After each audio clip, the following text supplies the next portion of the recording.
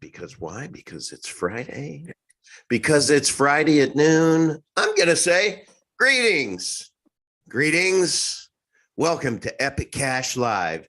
It is what? It is 7:29. Wow. It is almost August. That's amazing. Thank you. Thank you, almost August, because that means we're just 1 month closer to nicer weather.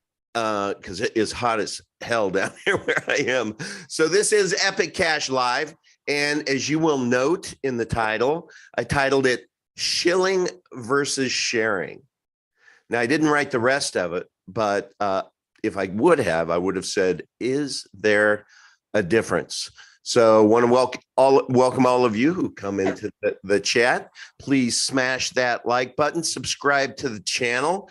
And you know, we always give the heavy lift and just say, if you can get me from 2,900 to 2,910 again, I'd appreciate it, because we know next week it'll go back down to 2,900, because that's how my world rolls. Hey, I want to let you know that we have a new sponsor for the Uncle Vigilante show. This is sponsored by Epic. Yeah. I don't know. I was shopping and I found Epic and I thought, well, I'll be darned. I didn't know that was one of our subway stops. So thank you. I can't wait. I mean, so I presume that this logo was created by Spencer. Good job, Spencer. And they're very good as well. So, and while we were waiting for a few people to get in here, I also want to share my screen, because I took advantage yesterday afternoon. I found out that there was a BT Maxi conference. I missed the conference part, but I was able to go on their outdoor adventure. They had a BTC Maxi walk.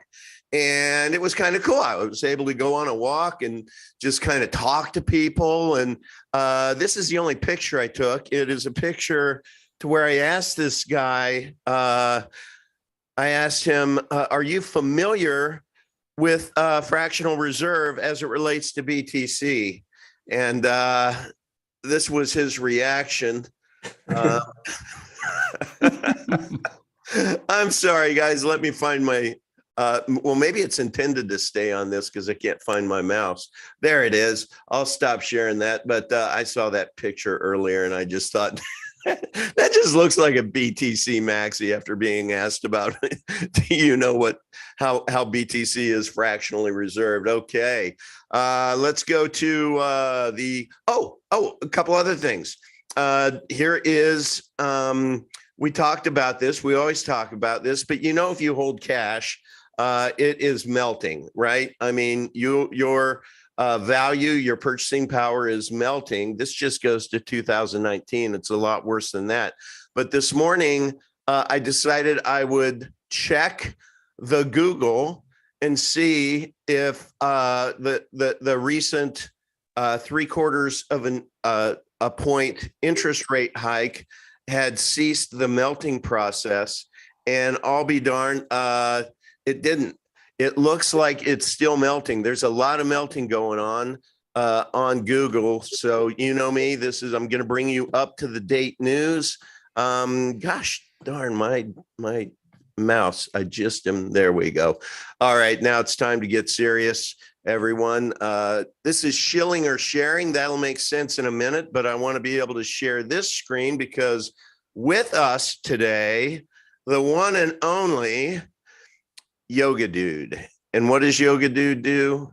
He creates a daily poll, if you will. Yoga, I'll just hand it over to you and let you share with everyone what you do. Welcome to the show. And Enrique, welcome to the show as well. Hey, everyone. Can't wait hello. You. Well, folks, hey, good morning, good day, good evening, depending where you are, since we're all global and badass like that. So this is my not financial advice, but a reality check, as I like to refer to this, because we're looking at simple objective facts. How have things changed over the last 12 months? And all this is just, that's it. It's just performance of various assets over the last 12 months. And Epic is still looking pretty darn good. And even with some folks dumping and, some folks picking up, whatever, we're still the greenest thing on this chart. Bitcoin, even though it broke 24 briefly, is back to like 23.8. So Michael Saylor is still very much in the three commas club with his billion plus gaping hole of losses. Elon, despite his pumping Doge, is still not getting the little doggy, out of the deep red that it's been sitting in for a long time, which kind of makes you wonder, right? I mean, here's a guy who's throwing all of his, like gravitas, when it comes to crypto, behind Bitcoin and Doge, and yet, well, there they are. And gold and silver. I mean, silver's been kind of in the crapper for a while, minus 21, minus 23, depending on where you look at it. Gold is kind of going between 3 and 5, in the red. And the thing that sucks here is this. This is measured in dollars, y'all. Okay, so this is do the adjustment for the inflation on top of this. Like, how is this holding value? Okay, so if you think this sucks, well, it sucks in dollars, so it sucks a little harder than you think. Unpack that. What do you mean by that? Give me a case in point. Well, you're paying for this in dollars. That's it. That's the case in point. If you're going to cash this out right now, you're going to cash it into the dollar, which also been subject to inflation. So you're cashing it into something into a currency that's been losing value. Even though, hey, we're in the period of strong dollar. You know what that means? That means the other currencies just suck harder than we do. Right. So that's kind of, yeah. I mean, and then everybody's always looks at the tech stocks as kind of the darling savior. There's of course the S&P 500, the Standard & Poor Index, and which is in the crapper. Nasdaq is in the crapper. Apple is at 11%, the only green from the Fagan or whatever, the former group acronym before everybody changed their names to make it less easy to pronounce. Amazon's in the crapper. Facebook has been in the crapper and will be in the crapper in the foreseeable future. I'm guessing like they're kind of going the way of MySpace. They're getting less hip by the minute, and so on. And of course, I'm a Tesla fanboy, so Tesla is in there green at 27%, because they're neither standard nor poor. That's my joke for them getting excluded out of the S&P index. But all in all, you look at this whole thing, and people talk about smart money, and they talk about Kathy. There's all those Kathys and the Caitlins and all those like Miss Woods, Miss Long. There's the Michael Saylors. There's all of these like pundits who looked brilliant. There is Mr. Novogratz, who looked really brilliant in his Gucci shirt at the Bitcoin convention. And they all look a little less, the smart money looks a little less smart. Actually, to be honest, it looks a lot less smart, having lost billions of dollars, in the last, over the last 6 months, over the last 12 months. So there you go. That's a reality check for the smart money. What's that? It may be time to redefine that word as well. Yeah. Yes. Right. Like the Princess Bride thing, you keep using that word a lot. I don't think it means what you think it means, It's like Bitcoin calling itself unconfiscatable, It's like another quick reality check there. Yeah, anyway, so this is I kind of like to do this little reality check, I do this for myself just to kind of see, how things are, and I share that with everybody here. I have a lot of respect for the precious metal gang. I didn't include, there's one precious metal that's been consistently good though. It's lithium. It's still holding up pretty well. It's sort of the epic of metals. The thing about precious metals is that it's just so manipulated, because I was listening to this podcast this morning, which shame on me. The next show I do, I'm gonna pull his YouTube up and suggest everybody go watch the guy.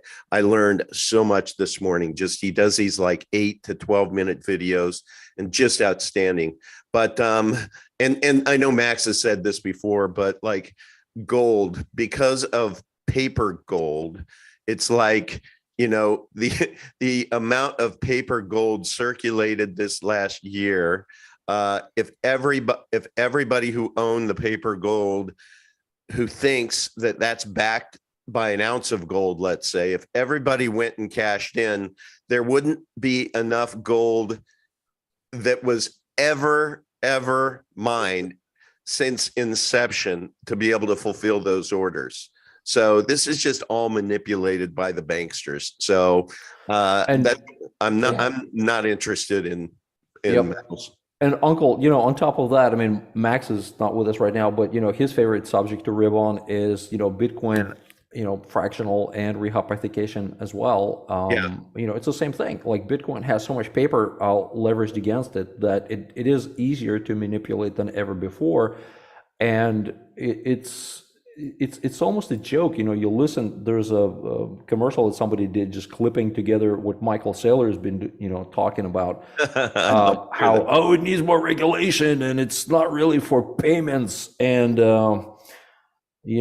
and it's a store of value and it's like he's rebranding. It's amazing. He's completely trying to rebrand it, and to me, it is so freaking appalling because, I know he read the white paper because he talks about how many hundreds of hours he spent, because he's a scholarly guy, So here's this thing for the scholarly guy. The freaking white paper for Bitcoin begins with the following: a purely peer-to-peer version of electronic cash. Would allow online payments to be sent directly from one party to another without going through a financial institution. Holy shit. What it was and what it is today are two different things, okay? Yes. Anybody who doesn't believe that is either an idiot or bought in what, the lies that have been sold to them, okay? They are so far off course. They are so far away from what Bitcoin was and the way it's been subjugated and the way it's been hijacked. I mean, I don't want to it's a tasty rant and I can, indulge myself on this, but I don't want to get too carried away. But that's the freaking truth. Yeah, it is. It is. Yeah, like the main argument for them is the Lightning Network, but that has been shown that it has many limitations and that but it's abusable, right? And it's abusable, and it's even more centralized, and it has trust issues, and people freaking lost Bitcoin on it. Okay, so I'm sorry, okay, but it's not really like a thing. And here's the counterpoint. And as soon as we start talking about it, we're shillers, right? Which is my segue into the next thing. It's like as soon as you raise your hand and ask an uncomfortable question and offer an alternative, God forbid, then you're a shiller. And with all the new people in our community, we're growing. This is great. It's really great to see. I'm seeing so many new faces through our community efforts of, well, some call it shilling. I just want to kind of clarify something, because I never consider our community to be shillers, just like I never considered when Bitcoin was starting to be a shilling thing, okay? Because shilling requires certain things. Yes, Uncle pulled up the kind of the definition. Yeah, let me just read it real quick for everyone. A shill, also called a plant or a stooge, is a person who publicly helps give credibility to a person or organization without disclosing that they have a close relationship with said person or organization. Shills can carry out their operation in the areas of media, journalism, marketing, politics, sports, confidence games, or other business areas. A shill may also act to discredit opponents or critics to a person or organization in which they have a vested interest. And I titled this shilling or sharing. So I wanted to just say share, on the other hand, is when you have a portion of something and you too have a portion of something with another or other. So in the way that I look at Epic Cash, my channel is dedicated to sharing information about Epic Cash, not shilling. And so I really think it's important for us to unpack this, and great idea suggesting this, Yoga, because when new people come in, what's going to happen is you start talking with other people about Epic Cash. You're going to get this line. Oh, stop shilling Epic Cash. And you can give that a hard stop by saying, I do not shill, I share. Do you know the difference? And you can stop it at that. You flip it on them. You do the Socratic method. Do you know the definitions between shilling and sharing? Okay, go ahead. I interrupted you, Yoga, but I know you want to say something, Enrique. I can see it on. Yeah, just quickly, like the definition that I looked at, it's a simple one. It's a person, besides the one that is obvious, someone who hustles people and gets paid to just say whatever and then moves on to another thing. Excuse me, I got to sneeze. Sorry. All right. A person who publicizes or praises something or someone for reasons of self-interest, personal profit, or friendship or loyalty. And when I talk about Epic, I talk about the features of the blockchain and about the data, about performance, things you can measure that are provable. So when you say that someone is shilling, the first thing I think about is Bitcoin, because a lot of people shill Bitcoin knowing or not knowing what it really is and the risks of using it and the limitations that it has. They shill it and they say it's the greatest invention on earth and the gift from the gods and whatever, when it's really not the case. And to me, that is shilling, and because it's dishonest. So it's completely different from what from what I do and from what you guys do in the Epic Cash community. So it's important to know the difference there. Yoga, I'm sorry I interrupted you first. So back to you. Okay, so look, and there's this one other little tiny bit in there. People that chill, all the while they're trying to pose as unrelated innocent parties. Okay, I think we're pretty upfront about disclosing our interest, and look, we're all into Epic, and we are blunt about it. Okay, but to me, the Epic Cash community, it's not about shilling. It's a living organism. It's like a collection of cells, a community of communities, okay, that is sharing a unifying factor, and that is Epic Cash. So it's like people who like money and they prefer being rich versus being poor, and they talk about the advantages of that. You don't call them shillers. People that respect the value of hard work, especially when it gives results.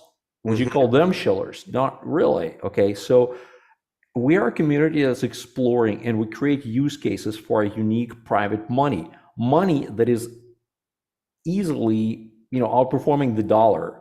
Okay, the franc, the ruble, the euro, the yen, whatever. Okay, we are that good. And on the other hand, the other thing we do that, like, for example, unlike Bitcoin guys, we continuously approach ourselves in a critical manner. Okay. We do not deny our shortcomings. We spend countless hours. I mean, shit, if you want to, don't take my word for it. Just look at the robust collection of videos here on Uncle Vigilante's channel.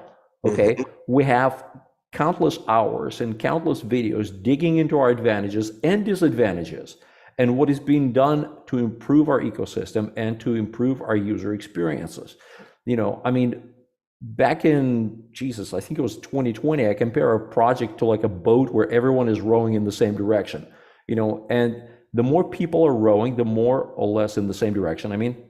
Because not everybody rows in exactly the same direction. This is where a uniqueness comes in. We have left-wing people, we have right-wing people. Epic means something a little bit different to everyone, but we are rowing in more or less the same direction. And I stand by this analogy. We educate, we improve, we create awareness in our own way, and everybody profits and benefits directly or indirectly through all of this. So to me, this is about as far away from shilling as can be. I went back and I tried to determine. I have over 500 hours covering Epic Cash. Yep. 500 hours. And I will tell you, let me stop screen sharing this. I want to share this because it's really important, because I follow through on what I commit. And this is gosh, it's either a 10 or 13 or maybe even 14 episode series on the quest for superior of money that Todd Lewis and I did, and then Max came in at the end, and it was really beautiful. I just wanted to show this to everyone to be able to say that series is over, and I have now submitted the needed edits back to Spencer, and he and his team are going to get that to me, just this page, back to me. And then I asked if he would please send me the Word document that has all of these definitions. And I know that going through the process, we missed a few. So I will make sure that those are put in there. And then what I would like to do for those who are interested is I'm going to take a shot at, because I have some additional notes, I'm going to take a shot at modifying some definitions here, but then we'll alphabetize those. And these definitions are so important to complement this interactive workbook. And I really want the community to help me on this, to just make sure that we get this right. And then what's going to be really cool, my final edit, as I said, get rid of this score section, because we were going to score how important these were. So move quality over here. And then I want to add another column. So we'll have Epic, Bitcoin, Gold, Federal Reserve notes, and the CBDCs. Then I want a third one that is just going to say alt asset. And those will just all be blank like this. They won't be interactive. But then I thought it would be so cool. Maybe there's somebody that is just so in love with Tesla, let's say, or so in love with Doge or whatever. You could have those people and go through, then say, let's go through this exercise together. Maybe we'll learn something about what means of payment is, or peer-to-peer, or trustless, or is it immutable? And let's see how Tesla ranks or Doge ranks. And so I really want this to be a tool, because just by going through it and then checking the definitions, I know you will learn a tremendous amount. And then if that becomes a really good tool for you, then you could go back and binge watch the series and kind of just follow along. But I just want to let you all know that that's coming. So give me a week or two to finalize that thing. But I'm super excited. But this is an area to where if you call me a shiller, I'll pull this up and say, no, I analyze the heck out of our asset and compare it to others, and I share the results. So I am a big fan of Shilling versus share. Epic Cash, we're in the share bucket. Okay, enough of that. And by the way, Uncle's, that whole list is a labor of love. I mean, if you want to dig into, if you haven't been following how that whole thing came to be, I highly encourage people, who want to kind of nitpick, or who want to see how much objectivity went into this, and actually listen to the lively debates, with Uncle and, Todd Lewis and Max, Yep. Just duking it out on ideological and intellectual level. You may agree or disagree, or, but engage yourself, educate yourself. That's right. Because what we're proposing is not dogmatic. What we're proposing is objectively weighed reality. And this is not something that just we believe in. This is something that can be touched, measured, weighed, and It's objectively honest. And in comparison to everything else, Epic Cash is the only one that checks all the boxes except one. And that one is widespread acceptance, which helps me segue into the next topic I want to share, which is I had a conversation with a gentleman who has a good bit of money and has a high level of interest in Epic Cash, in privacy cryptos, etc. Been trying to connect for a long time, finally did, and got a sense that this person just doesn't want to be that guy who gets it wrong, at a buck, right? Like, it could go. So I provided him with one a little bit of math, and I'm like, if you're looking for, or let me re-say this. I think he will feel more comfortable with Epic Cash when Epic Cash gets more expensive. That was my takeaway. And so I said to him, do you know going from $1 to $1,000 is a 100,000% return?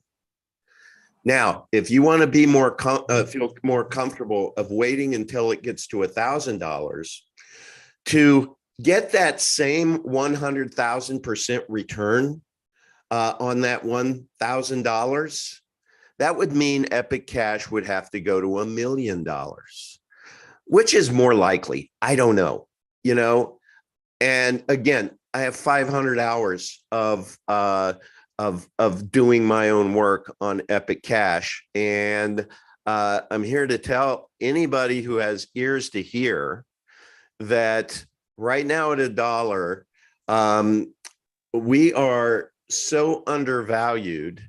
It's amazing. We are still an undiscovered coin.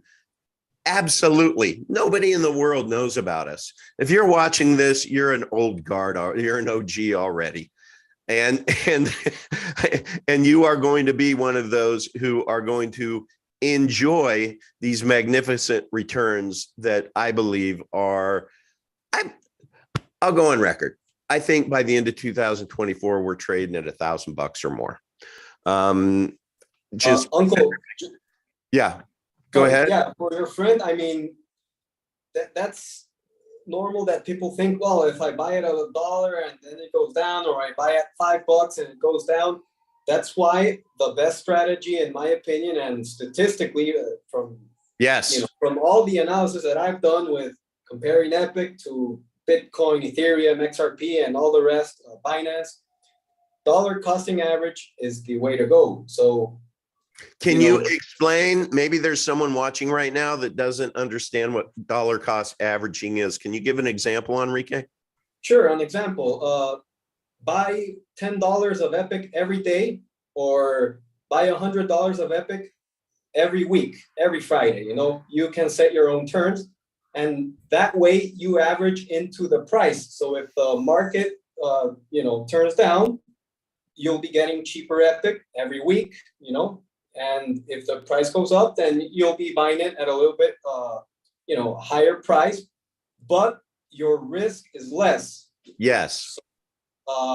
That's the winning strategy, unless you're a full-time trader and you have a high risk tolerance, dollar cost average is always the way to go, in my opinion. Is it not true? And the statistics show that it's the best way to do it. Yeah. Is it not true? And I know you were a professional trader of crypto for 2.5 years. Couple of years. Yeah, a couple of years. So you've been there. You've been in that driver's seat, if you will. You put in the 10,000 hours to do it really well.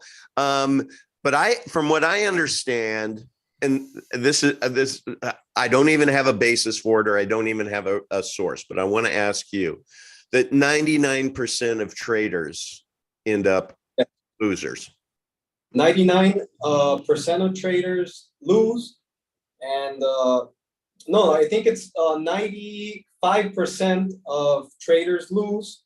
4% of them make a profit, but that could be $100. Yeah. And less than 1% can actually make enough money to make a living. To live independently. So it's extremely hard, and it's impossible to predict where the market will go. It's more about mental discipline and knowing when to take profits and doing it in a consistent and disciplined manner. Yeah. It's not about, guessing where things are going to go. Sure, some traders, they get it right more often than they get it wrong, but it's still, kind of a gamble. But the end. big thing that sets Epic apart, and this is the thing that I just keep kind of driving, is you buy Tesla stock, or you buy Bitcoin stock, or you buy IBM stock, or whatever. Okay, And then you go out and start telling people about Tesla, and you go out and start telling people about Bitcoin, and and so on. And they are established, mature, boring commodities. Your voice really doesn't matter, okay? Right. Because they have such a vast market cap that an individual can't really tilt the scale, can't really do much to impact the value. Whereas in Epic, you can. We're so early in the price discovery process, Hmm. and again, for me, I don't look at it like as a financial advice. What I tell people, where I like in my neighborhood and my friends and family and everybody, my introduction to Epic was basically, hey man, I saw your garage. You should really clean it up and do a garage sale, and then whatever you raise the money, drop that into Epic, because worst case scenario, you're gonna have a clean garage. Base case, best case Right. scenario, you're gonna get ahead. So, um, Well, what I tell people now, or at least what I will after learning what I learned this morning, which relates to our public service announcement, the way that you acquire Epic is you figure out where Enrique lives and you bring a shovel to his house. Enrique, Oh can, yeah, can you share with everyone what happened to you? This is indeed a public sure. service announcement, everyone. Yeah, yeah. I mean, it was a funny story that at the moment wasn't too funny, but Yeah, now that I look at it, it is. Uh, I had these old titanium plates that I bought for some old wallets many years ago, and I remember the first bike wallet that I opened, over a year ago. I etched my seed words into the metal plate, and yep. so I buried them. I sealed them like that and buried them, and the plant, the pot in which it was buried has been watered, and so I decided to move some coins around and kind of reorganize some stuff. And when I was looking for it, and I had to import that wallet again, I noticed that there was a little bit of rust. And so I had a scare for about 10 minutes where I couldn't get the seed words right. And it was because I was reading it wrong because of the rust. And the word you read, because I have to tell Oh yeah, my joke. here's the funny thing. I was reading a word that said fame, that I thought said fame. And I was like, it's all right. Every single word is right. And this says fame. But then I just didn't know what was going on. I was, I don't know, I was like in shock. Bewildered. Yeah. Yeah. And then I put a lamp like right in front of it, and I looked really close, and the word was lamp, not fame. It just looked like it because of the dirt. Because of the rust, right? Yeah. So my joke is, now we know that Enrique can code in Rust. Yeah. He's a Rust coder. oh, He's dude. able to, Yeah. Oh my God. So You went there. when you hide those, plates or whatever, yeah, just make sure you have every base covered, because if they would have been yeah. in worse state, I would have been able to read it. Yeah, I'm going to suggest that you do get those plates, and you do etch your keywords in, and then you do put that in a plastic bag, and then you do put that in a fireproof bag, and then you put that in something that's discreet. I don't know, coffee can or something. And then if you want to bury it, you can bury it, Yeah. and make sure there's more than just you and your wife that knows where it is, because you and your wife probably drive the same car a lot of times. And that you could have an accident. So these are just the things that I know that goodness gracious, I'm running a blank. Well, anyway, we're going to be doing a lot of additional side work on security. Yep. Yeah, and that's really important, which is really, isn't it cool, guys, to see how our community is not just growing, but it is sprouting, different branches, going different places, like op security over here, and you have subject matter experts. Bad Wolf is over there, right? And educating everybody You have Jam that is now spreading his wings with Twitter Spaces and not just do Let's Talk Epic Cash, but he has a new one I'm sorry I can't remember Jam the name of it, but I know your first guest is going to be Bad Wolf, who she is going to come on, and you guys are going to talk security. And I'm just I'm proud of all of you who are putting the set oar in the water, as Yoga has artfully kind of planted that visual in our heads. But it's just astonishing. It's astonishing. It's awesome. It's just absolutely awesome and humbling. That people there's something for everyone, right?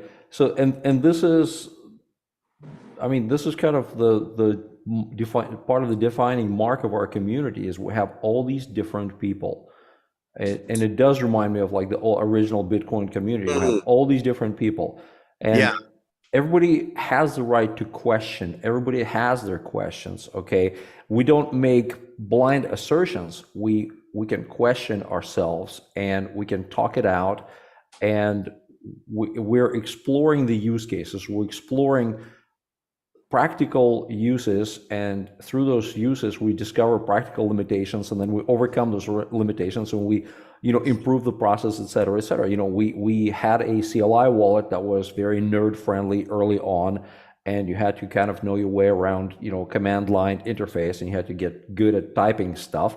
But then we came up with a GUI wallet. GUI stands for graphic user interface. So I put that up on the screen just so and then we improved our GUI wallet, because our GUI wallet originally, it wasn't very stable. It wasn't very, it was very limited and wasn't very reliable.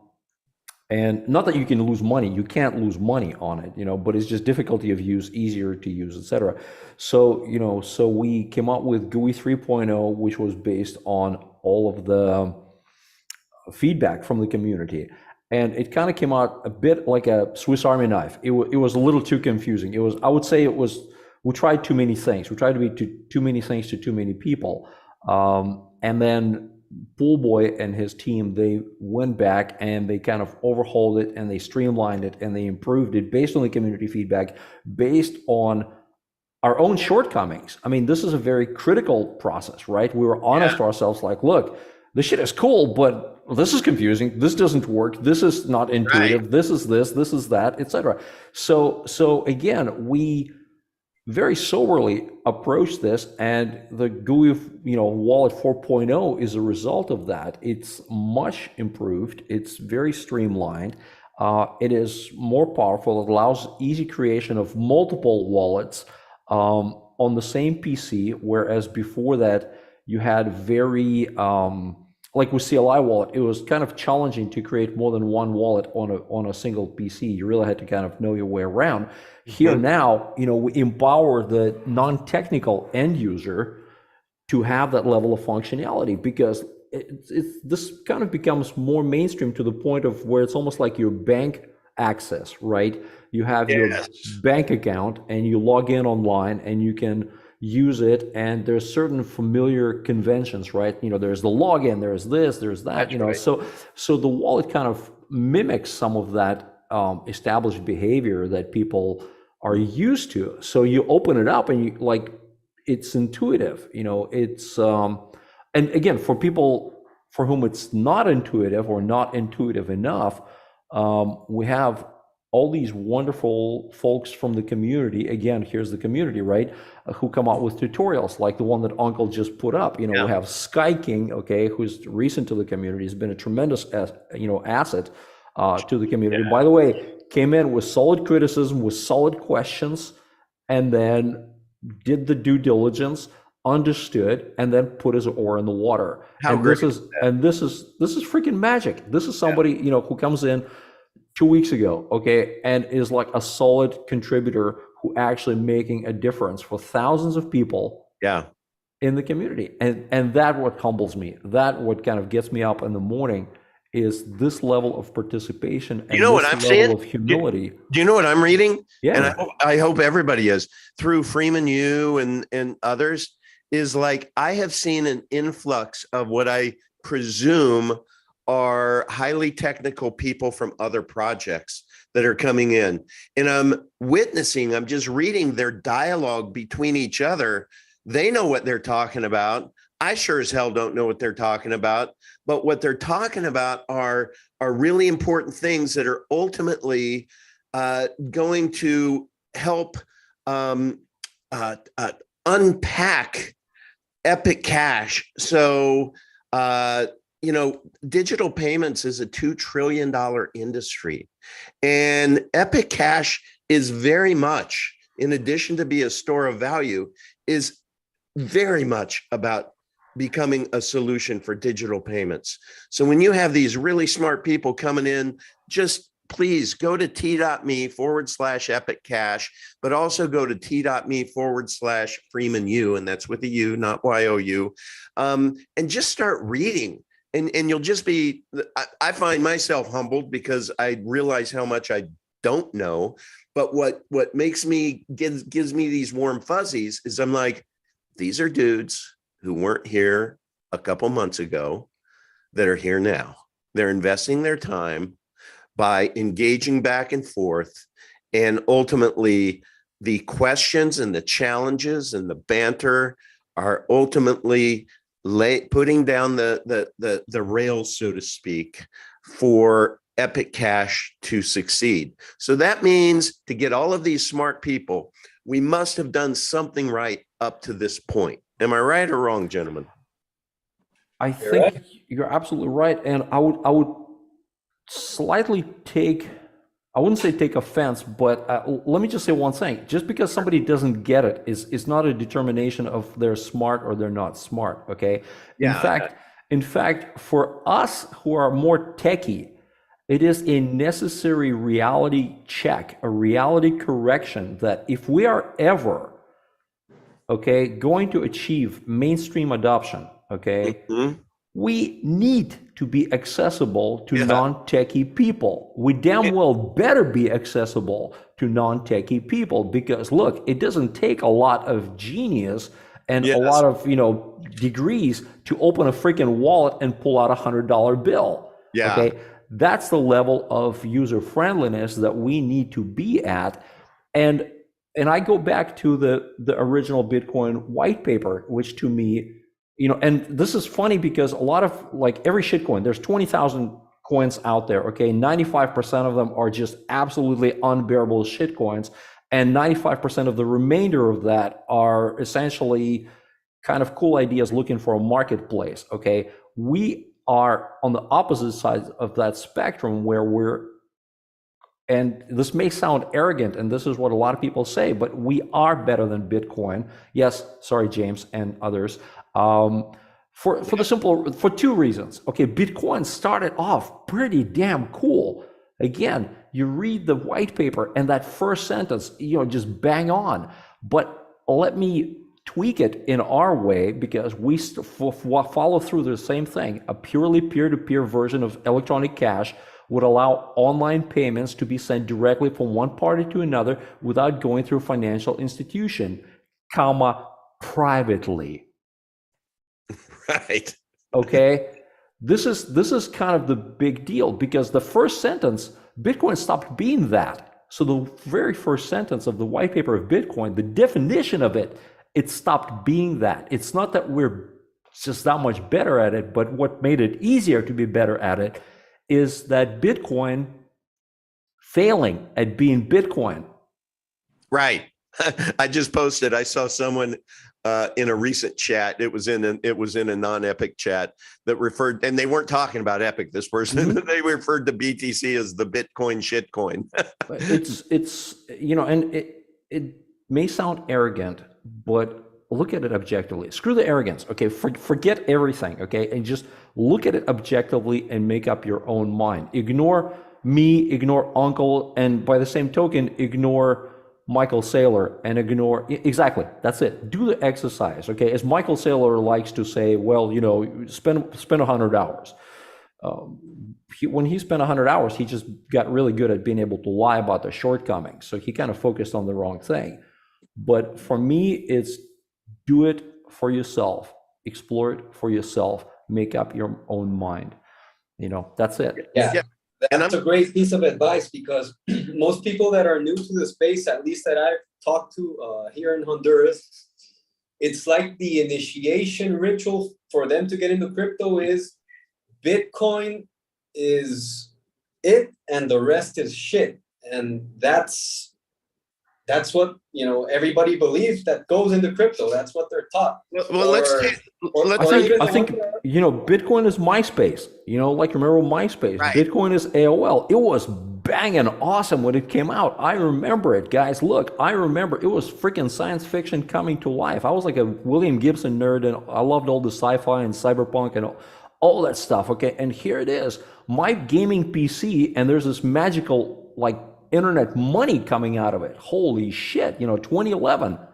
And we were so excited. We're like, I remember that excitement, but over the years, the more you learn, the more questions you have, the more analytical you become, and you confront the issues. And that's what the crypto community did. That's why Epic Cash is here today, because honestly, if Bitcoin was all of that, there would not have been all of these competitors out there. Yeah. Okay. Well, if I'm reading this right, there were 15 attributes, qualities that Bitcoin and Epic didn't share. So Bitcoin is not private by default. Epic Cash is. So let's go to the next one. Fungible. Bitcoin is not fungible. Epic Cash is. Now, anybody watching, before you say you don't know what you're talking about, I politely say, excuse me, we have probably 15 hours going through this specific analysis. So do pay me the respect of going back and watch someone who has ardently done the work. So Bitcoin is not politically resistant. It is not surveillance resistant. It is not confiscation resistant.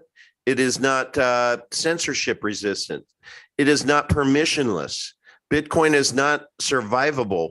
And that becomes really interesting when you look at multi-algo mining. Bitcoin is not eco-friendly. Again, multi-algo mining. Bitcoin is definitely not scalable and fast, so it is never going to be a player in the $2 trillion digital payments industry. I don't care what they say about what's the network? God, I forget about it. What, Lightning Network? Yeah, the Lightning Network. Yeah. And lastly, Bitcoin is not available to the unbanked. And we both share widespread acceptance. Look, Bitcoin's King Kong of digital cryptocurrency, but it is still not widespread accepted, and it's not quantum proofed. And I'm sorry, the last two we both checked the same, so I'll take those off. So right there you go. If somebody is gonna just be an OG and say Bitcoin is everything else is a shit coin, you're just under a spell, and that's what it is. Yeah. And Uncle, I'll defend the OGs a little bit, okay? Because honestly, none of the maxis that I know of are OGs. Like, none of those, literally, none of those douchebags were around in 2011. You mean the loudmouth maxis of today? Yes. Yeah, well, right. Because back then there weren't loud.